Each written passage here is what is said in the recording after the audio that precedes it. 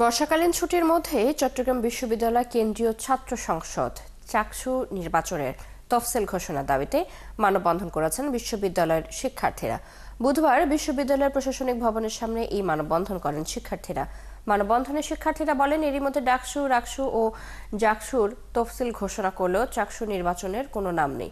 প্রশাসনের জবাবদিহিতার ভয়ে চাকসু নির্বাচন দিচ্ছে না বলে মন্তব্য করেন শিক্ষার্থীরা। আগামী ১ আগস্টের সিন্ডিকেট মিটিংয়ের পর দ্রুত সময়ে চাকসু নির্বাচনের তফসিল ঘোষণা করার দাবি জানায় তারা।